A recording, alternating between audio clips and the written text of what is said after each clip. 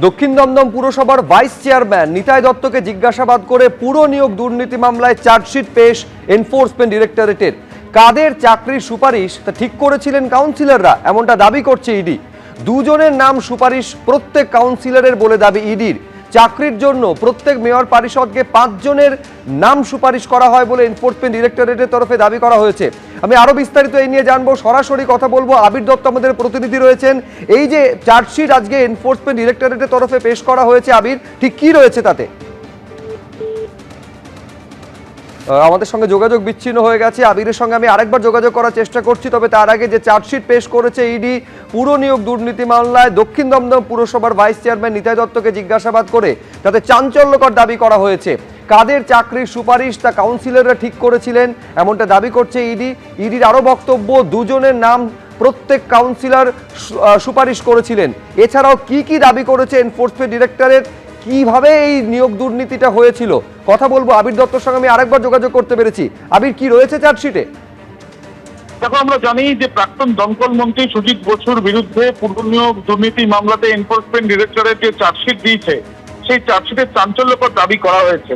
সেই চার্জশিটে উল্লেখ করা হয়েছে যে নিতাই দত্ত যাকে জিজ্ঞাসাবাদ করা হয়েছিল, সেই নিতাই দত্তের অফিস থেকে পাওয়া নথি সামনে রেখে তাকে যখন জিজ্ঞাসাবাদ করা হয়, সে জানায় যে দক্ষিণ দমদম পুরসভার সমস্ত কাউন্সিলররা তারা একত্রিতভাবে ঠিক করেছিলেন যে প্রত্যেক কাউন্সিলর 2 জন করে চাকরি প্রার্থীর নাম সুপারিশ করতে পারবেন। প্রত্যেক চেয়ারম্যান ইন কাউন্সিল তারা 5 জন করে চাকরির জন্য সুপারিশ করতে পারবেন নাম।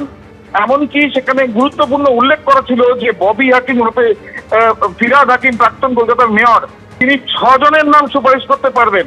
দেবাশিস বন্দ্যোপাধ্যায় সিআইসি ছিলেন, প্রবীর পাল, এরা দুজনে 8 জন করে নাম সুপারিশ করতে পারবেন।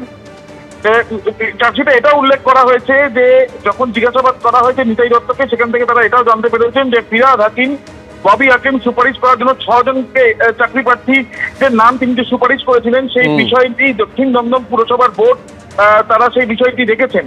তার সাথে সাথে এই সুপারিশের একটি তালিকা ছিল, সেখানে ববিদা quote and quote, Sujit da quote and quote ছাড়াও সেখানে কিন্তু ডিবি, কেটি এই ধরনের নাম লেখা ছিল। এবং হেল্পার, মজদুর, পিয়ন তাদের চাকরির যে সুপারিশ করা হয়েছিল, সেই বিষয়েও আলাদা করে তালিকা ছিল, সুপারিশ কারা করেছেন তাদের নামে। এই ধরনের একাধিক তথ্য কিন্তু তদন্তকারী আধিকারিকরা পেয়েছেন। সুজিত বসু ছাড়া কাউন্সিলর এবং প্রভাবশালী রাজনৈতিক নেতারা সুপারিশ ছিল, সেই বিষয়টাও কিন্তু চার্জশিটে উল্লেখ করা হয়েছে এনফোর্সমেন্ট ডিরেক্টরেটের তরফ থেকে। ধন্যবাদ আবির।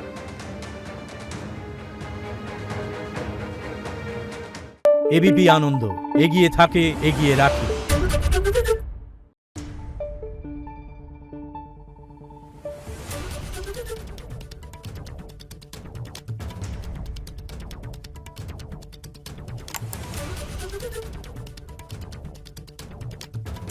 Thank you.